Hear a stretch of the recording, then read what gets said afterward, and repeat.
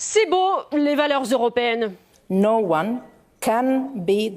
Personne ne peut être privé de ses droits à cause de son lieu de naissance, sa religion ou son ethnicité.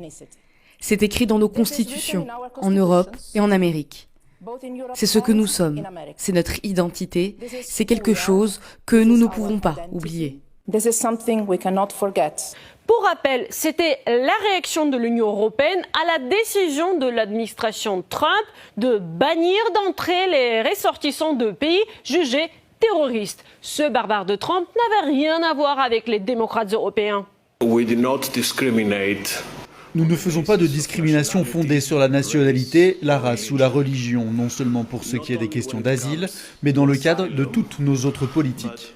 Une question se pose quand même. Certains pays membres de l'Union sont-ils au courant des valeurs auxquelles ils avaient adhéré en rejoignant l'Union? C'est juste pour savoir.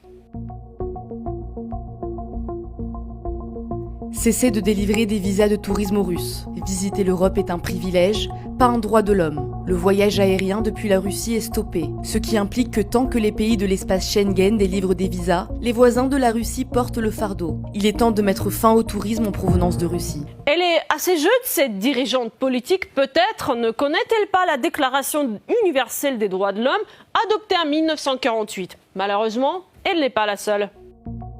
Pour l'instant, les Russes ne sont pas les bienvenus ici. Une interdiction générale de visa pour les Russes ne devrait pas être un tabou. Il est maintenant important de soutenir pleinement le peuple ukrainien.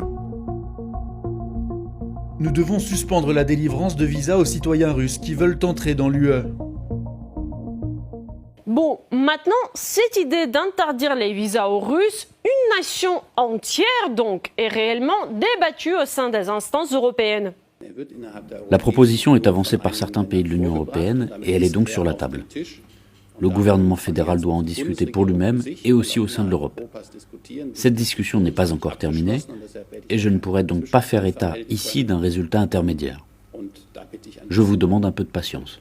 Les fonctionnaires européens reconnaissent eux-mêmes qu'ils sont à court d'idées quant aux nouvelles sanctions à imposer contre la Russie, tout en continuant à acheter des hydrocarbures russes et déplorant même qu'il n'y en a pas assez, les sanctionneurs en sont à racler les fonds de tiroir. Quant aux déclarations faites par des hommes politiques, selon moi, elles sont non seulement dépourvues du bon sens, allant au regard des nombreux engagements politiques et juridiques pris par l'Union européenne et ses membres durant différentes années, mais aussi en réalité ressemblent de plus en plus au racisme flagrant et à la discrimination. En revanche, la lutte contre la discrimination est l'un des piliers de ce que l'Union européenne même et l'Occident considèrent comme une base de la démocratie libérale dont ils pensent être les idéologues.